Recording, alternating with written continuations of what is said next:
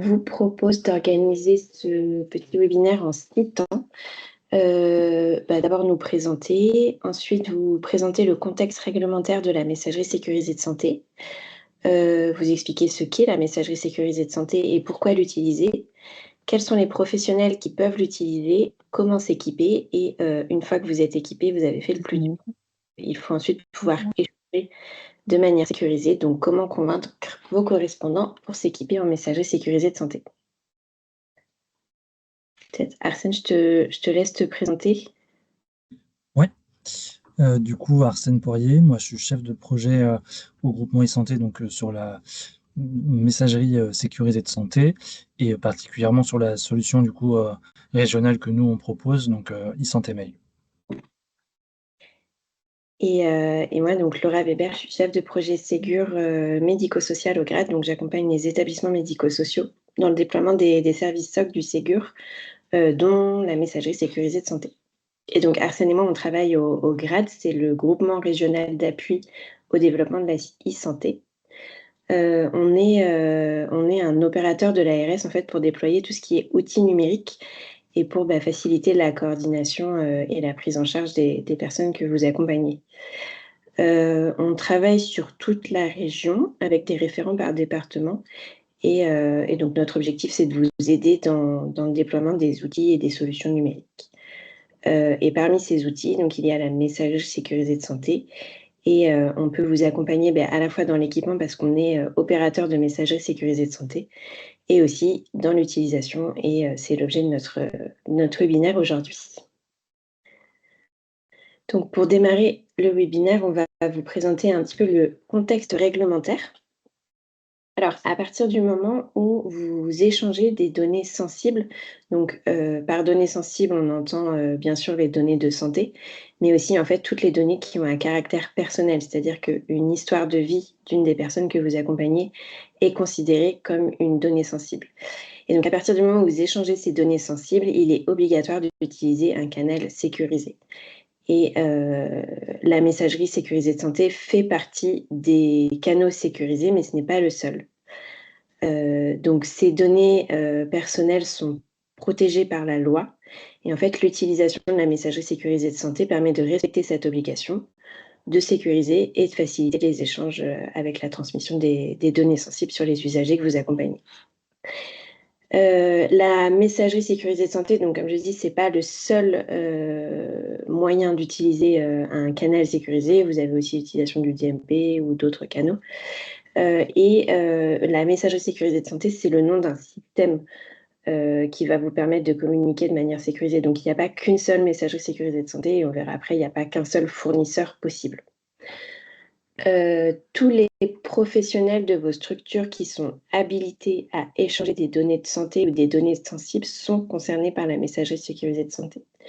Donc aujourd'hui, le secteur sanitaire est quasiment équipé à 100% et le secteur médico-social s'équipe petit à petit.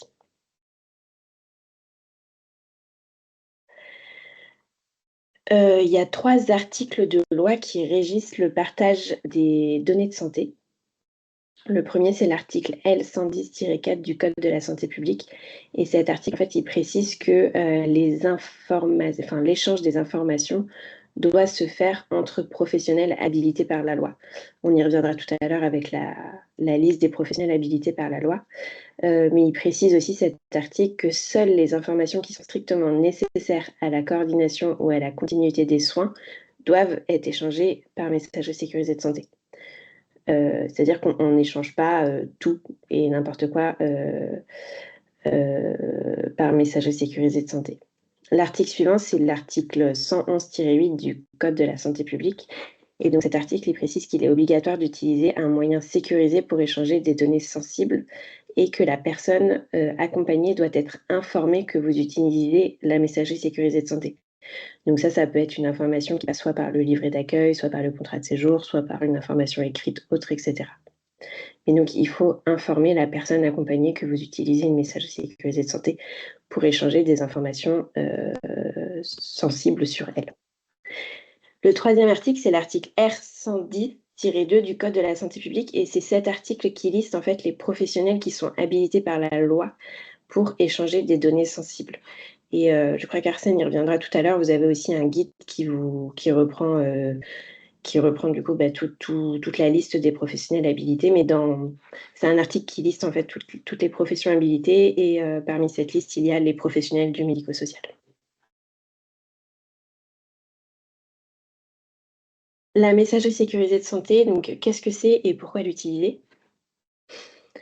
Donc comme je disais tout à l'heure, la messagerie sécurisée de santé, ce n'est pas une seule messagerie, mais en fait c'est le nom d'un système.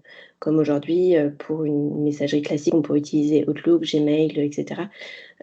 Pour la messagerie sécurisée de santé, c'est pareil en fait, il y a plusieurs opérateurs qui sont possibles. Donc c'est un ensemble de messageries électroniques qui sont réservées aux professionnels habilités par la loi pour intégrer cet espace de confiance. Ça permet un échange rapide et sécurisé des données personnelles de santé, et tous les professionnels qui sont habilités à échanger des données de santé sont concernés. Donc comme je vous disais tout à l'heure, ça concerne le secteur sanitaire, ça concerne le secteur médico-social et social, mais ça concerne aussi les libéraux, les pharmacies, il y a des conseils départementaux qui s'équipent, etc. Donc toutes les professionnels qui sont habilités à échanger des informations. Il y a aussi les citoyens, s'ils n'ont pas refusé l'ouverture de leur espace santé, ils ont aussi une adresse de messagerie sécurisée de santé, et donc cette adresse, elle est composée du matricule INS @patient.mssanté.fr. Donc on a normalement tous aujourd'hui une adresse de messagerie sécurisée de santé sur notre espace santé, et par contre l'utilisation de cette messagerie citoyenne, elle est possible, la conversation doit être initiée par le professionnel de santé pour que le citoyen puisse échanger avec le professionnel. Il y a une exception qui est faite, c'est pour les pharmacies. Une autre information importante, c'est que pour qu'un message soit sécurisé, il faut que le message soit envoyé d'une boîte aux lettres de messagerie sécurisée de santé vers une autre boîte aux lettres de messagerie sécurisée de santé.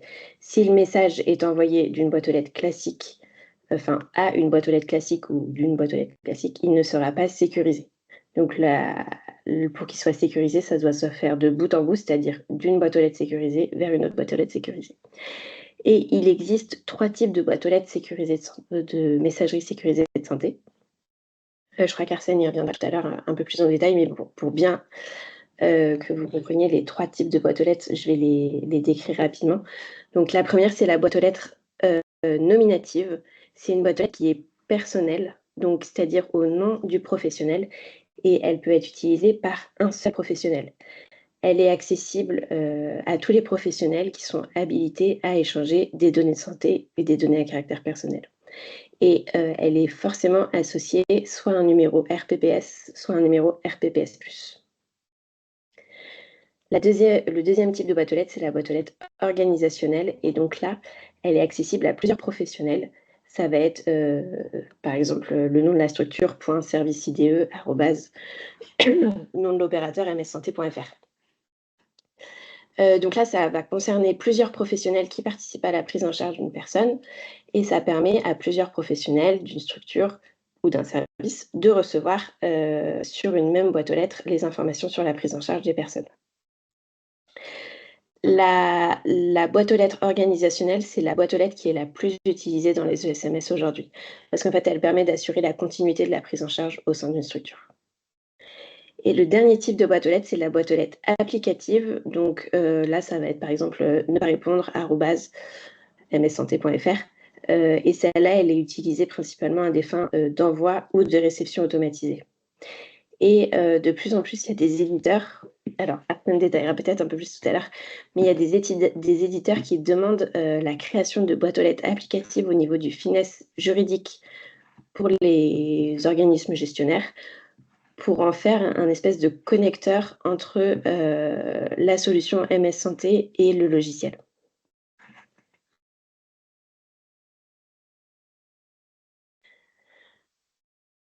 Pourquoi utiliser la messagerie sécurisée de santé? Alors, il y a 4 grands points. Le premier, c'est que la messagerie sécurisée de santé permet de sécuriser les échanges des données dites sensibles et de se conformer en fait aux obligations légales.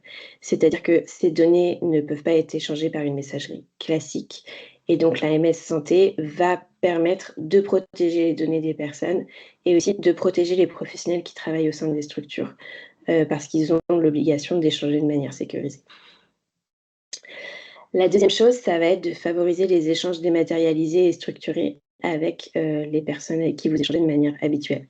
Ça va être à la fois un gain de temps, puisque du coup, vous utilisez directement une messagerie sécurisée et puis un gain d'argent puisque vous avez plus besoin de passer par des courriers, par voie postale. La troisième chose, c'est, que la messagerie sécurisée de santé facilite en fait la coordination sur la prise en charge des personnes. Pardon. Ça va permettre en fait d'accélérer l'envoi des comptes rendus et puis ça va vous permettre aussi de trouver plus facilement, vos correspondants grâce à l'annuaire santé. Et la dernière chose, ça va permettre de recevoir, dans sa messagerie sécurisée les communications officielles. C'est ce qu'on appelle enfin, on pense souvent au DGS urgent, qui donne en fait des informations, d'urgence sanitaire survenant, généralement soit au niveau d'un territoire, soit au niveau national.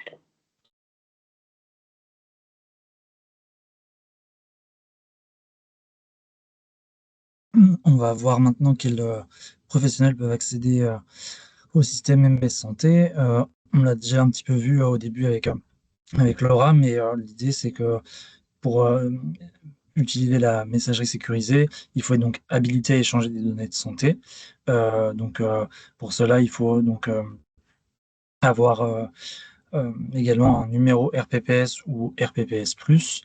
Et dans le cadre d'une messagerie organisationnelle, on y reviendra, un numéro finesse, donc rattaché à la structure. Globalement, on peut distinguer 3 types, on va dire, de professionnels qui vont accéder aux messageries. Donc les professionnels de santé qui bénéficient d'un RPPS, donc c'est les médecins, infirmiers, pharmaciens par exemple. Les professionnels à usage de titres qui étaient anciennement sous ADELI, mais qui sont également passés au système RPPS afin d'uniformiser le système. Donc c'est par exemple des chiropracteurs, psychologues, ostéopathes par exemple. Et enfin, on a les professionnels du médico-social et du social qui, eux, sont basés sur le RPPS+, qui peut se demander sur le portail de l'Agence du numérique en santé. Donc c'est par exemple des assistants de services sociaux et des accompagnants éducatifs et sociaux. L'idée, c'est vraiment que les professionnels puissent communiquer entre eux de manière sécurisée en utilisant justement le système de messagerie. Vous pourrez retrouver donc les adresses sécurisées directement sur l'annuaire santé.fr. Ça fonctionne comme un annuaire classique. Vous pouvez retrouver que ce soit des adresses organisationnelles rattachées aux structures ou des adresses directement des professionnels sur cet annuaire. Ça permet de les retrouver plus facilement. Globalement, au niveau des chiffres sur la région, on est à 98% des médecins équipés en messagerie sécurisée, 92% des structures sanitaires, 84% des officines et 51% des établissements euh, ESMS qui du coup sont un petit peu moins équipés parce que le programme a démarré un peu plus tard que les autres, donc on tend à s'approcher aussi vers les 100% pour eux aussi. Comment s'équiper? Donc la première étape, donc, c'est d'abord de consulter le panorama des offres MS Santé. Donc, vous pouvez retrouver le panorama sur le site de l'Agence du numérique en santé. Vous le retrouverez, on vous transmettra le PowerPoint avec le lien justement vers ce panorama de toutes les offres MS Santé. Ensuite, ce qui est vraiment important, c'est de bien définir son besoin. On l'a dit, il faut bien identifier au sein de la structure qui a véritablement besoin d'utiliser le système MS Santé pour échanger des données sensibles de santé, même si une personne est habilitée, elle n'a pas forcément le besoin d'accéder. Donc, il faut bien cibler sa demande. Ensuite, du coup, vérifier effectivement l'habilitation de cette personne à pouvoir échanger ce type de données. Et enfin, une fois qu'on sait qui pourra accéder à la messagerie, il faut identifier son besoin par rapport au type de boîte aux lettres. On l'a vu rapidement avec Laurent, on va y revenir après. Donc, voir en fonction de son besoin quelle boîte aux lettres choisir pour être mieux dans l'usage par rapport aux besoins et aussi dans le respect de la réglementation sur l'échange de données sensibles. Pour demander la création de vos adresses MS Santé, donc pour les messageries nominatives, donc il faut obligatoirement bénéficier d'un RPPS ou RPPS+, pour pouvoir demander une messagerie nominative. Pour les messageries organisationnelles, donc c'est des messageries qui sont partagées entre plusieurs professionnels au sein d'un même service ou d'une même structure. Il faut à tout prix un numéro de finesse, idéalement finesse géographique, puisqu'il sera rattaché directement au site et pas forcément à l'entité juridique, pour que la création puisse bien se faire et pouvoir ensuite l'utiliser. Et enfin, donc pour les messageries applicatives, cette fois-ci, elle est basée justement sur l'entité juridique. Donc c'est une messagerie qui fonctionnera avec le finesse juridique, puisque c'est une messagerie qui est destinée à faire des envois de masse, on va le voir après, mais des envois en nombre, donc pas forcément besoin d'être attaché au niveau géographique.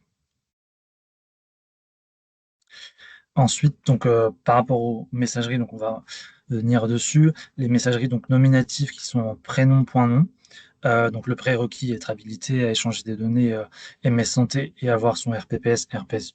Donc elle est au nom de la personne. Et enfin, la messagerie organisationnelle qui, elle, est utilisée donc, par une équipe ou un ensemble de personnes. L'idée, c'est que il y a un accès nominatif pour chacune des personnes, mais qui utilise la même messagerie pour ensuite échanger les données au besoin. Donc le prérequis, c'est d'avoir un finesse pour pouvoir demander la création. Donc c'est le type de messagerie qui est le plus demandé et le plus utilisé en termes de messagerie sécurisée.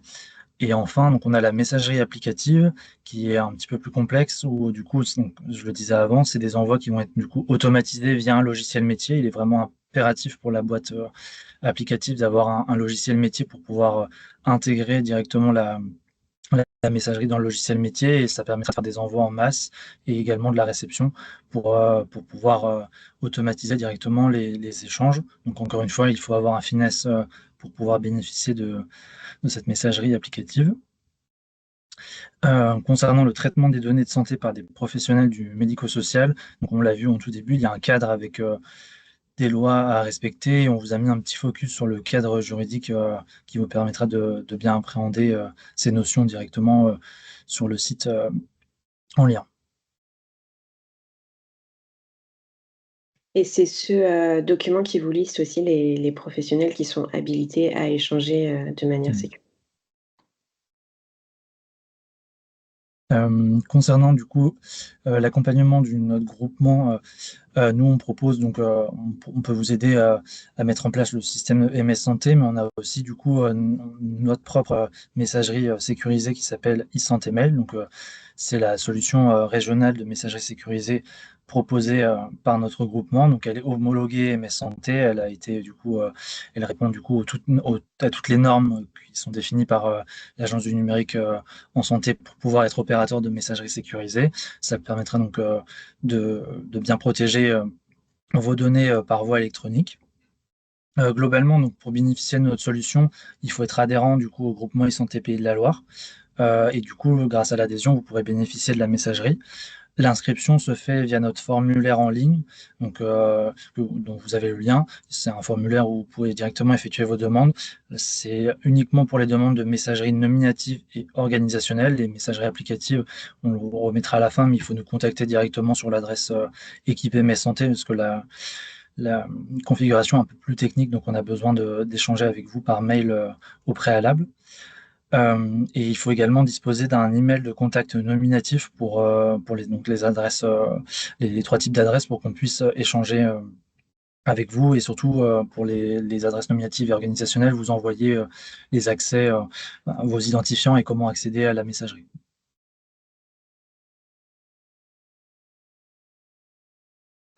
Par rapport aux messageries du coup qui seraient intégrées dans des logiciels, on va parler rapidement en restant vraiment en surface, hein. L'idée, c'est pas de rentrer dans le détail technique, mais on va parler donc de l'interface API LPS, du coup, qui est une interface standardisée par l'Agence du numérique en santé pour faciliter l'intégration des messageries directement dans les logiciels métiers. L'idée, c'est que tout le monde parle le même langage et que les éditeurs et les opérateurs MS Santé puissent justement implémenter tout ça pour que ça fonctionne le plus facilement possible.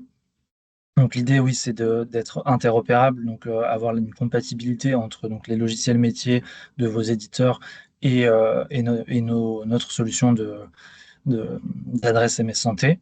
Et ça permet donc de votre côté de ne pas avoir besoin de sortir de votre logiciel métier pour effectuer vos envois ou réceptionner vos mails sécurisés. Les prérequis par rapport à l'API LPS sont pour les boîtes nominatives une connexion via ProSanté Connect. C'est également le cas pour les boîtes organisationnelles. Donc l'idée, c'est d'avoir un compte sur ProSanté Connect pour vous connecter avec votre carte CPS ou ICPS. Ça marche aussi avec les cartes CPE. Et pour les boîtes applicatives, il faut un certificat de type autant de CLI qui vous permettra du coup d'accéder à la messagerie. Donc le certificat, c'est directement l'administrateur technique qui doit le demander auprès de l'Agence du numérique en santé pour vous permettre d'accéder à la balle ensuite, à la boîte à lettres ensuite pour pouvoir justement l'utiliser dans le logiciel métier et faire vos envois en masse. Donc, les modalités de mise en place, donc c'est bien sûr vous rapprocher du fournisseur d'adresse MS Santé, donc, qui peut être le groupement si vous choisissez e-santé mail ou un autre opérateur qui propose aussi des messageries sécurisées, de vérifier de votre côté également que votre éditeur de logiciel est bien compatible avec l'API LPS. Nous, on travaille déjà avec quelques éditeurs, mais donc il faut bien vérifier qu'ils soient compatibles avec cette API. Vous pouvez retrouver justement le panorama sur les offres MS Santé compatibles sur le lien qu'on vous a remis, mais dont on parlait précédemment. En termes d'éditeurs de logiciels, nous, on travaille du coup avec une dizaine d'éditeurs que vous pourrez retrouver en bas, avec notamment NetSoin, NetVie, Imago, Osiris ou ArchMC2 par exemple. Donc il y a déjà le travail de mise en place a déjà été fait pour ces éditeurs-là, mais on tend à justement accroître cette liste avec d'autres opérateurs compatibles API LPS. Alors comment convaincre, vos correspondants de s'équiper? Donc une fois que vous êtes équipés, d'une messagerie sécurisée de santé, donc comme on l'a dit, pour que le message soit bien sécurisé, il faut envoyer d'une messagerie sécurisée de santé vers une autre messagerie sécurisée de santé. Et donc là, il va falloir que vous trouviez, vos interlocuteurs, et que vous arriviez aussi à convaincre vos correspondants de s'équiper en messagerie sécurisée de santé. L'équipe MSS a créé un flyer pour vous aider en fait, à convaincre l'écosystème, et puis c'est un flyer aussi qui rappelle les obligations d'utiliser cet outil sécurisé, qui est l'AMS Santé, pour échanger des informations qui sont dites sensibles ou des informations de santé sur les personnes que vous accompagnez. Vous avez en bas en bas là, le lien vers le flyer. N'hésitez pas à l'imprimer, à le partager, à l'afficher, et cetera. Et puis vous avez aussi des petites recommandations à droite pour vous aider à convaincre l'écosystème qui n'est pas toujours équipé à utiliser cette messagerie sécurisée de santé. Donc parmi les recommandations qu'on peut vous faire pour informer vos partenaires et puis communiquer autour de cette messagerie sécurisée de santé, c'est déjà de communiquer en interne pour que tous les professionnels de votre structure sachent que vous utilisez la messagerie sécurisée de santé, et aussi de communiquer avec vos interlocuteurs externes sur l'existence de votre adresse et sur les nouvelles pratiques que vous allez mettre en place par l'utilisation de la messagerie sécurisée de santé. Vous pouvez aussi renseigner dans votre signature de mail votre adresse de messagerie sécurisée de santé en disant s'il s'agit d'informations personnelles ou d'informations de santé sur les personnes accompagnées, nous utilisons ce canal et voici notre adresse de messagerie sécurisée de santé. Et puis on vous recommande aussi d'informer en fait votre top 10 d'interlocuteurs et de correspondants, et vous avez en dessous là une proposition de mail type à leur envoyer pour leur indiquer que désormais vous utilisez la messagerie sécurisée de santé pour échanger sur les informations des personnes que vous accompagnez.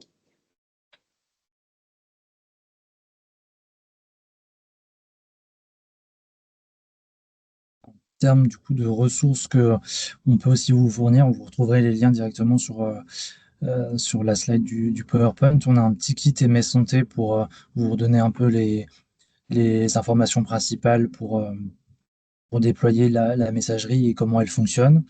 On a ensuite du coup les règles essentielles pour utiliser le système MS Santé. Ça, on vous conseille de l'imprimer, de le mettre par exemple au-dessus des postes pour bien rappeler les bonnes pratiques d'usage de la messagerie sécurisée.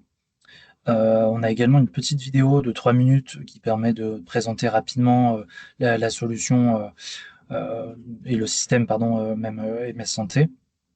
On a également la procédure d'équipement e-santé mail. Donc, si vous souhaitez vous équiper chez nous, on vous donne du coup toutes les informations qui vont bien pour ensuite faire votre demande. Et on a également le lien à nouveau du formulaire en ligne pour justement effectuer vos demandes de messagerie nominative et organisationnelle. Euh, ah oui, il y avait aussi ouais, à relayer auprès des partenaires donc l'obligation de sécuriser les échanges. Donc c'est le petit flyer, je pense.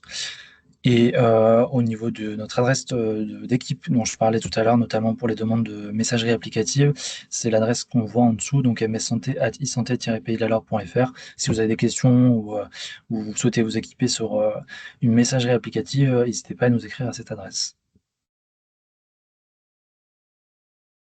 Et en autres outils un peu plus ludiques qu'on propose, on a des cocottes en papier, du coup en libre téléchargement, donc, à la fois pour le DMP et pour MS Santé, qui permettent de sensibiliser les personnes au système MS Santé. Et on a aussi notre jeu de loi donc, en route vers le numérique, donc qui va au-delà de la messagerie sécurisée, mais qui permet du coup de prendre en main un peu tous les sujets en lien avec le numérique en santé. Donc, c'est pareil, il y a un lien sur notre site avec la possibilité d'imprimer au moins les cartes. Le plateau n'est pas forcément nécessaire, mais les cartes permettent du coup de sensibiliser les, les individus au système MS Santé. Et on a également la possibilité de réaliser des animations via un collaborateur du groupement qui viendra également donner un kit clé en main pour ensuite sensibiliser les personnes de votre structure.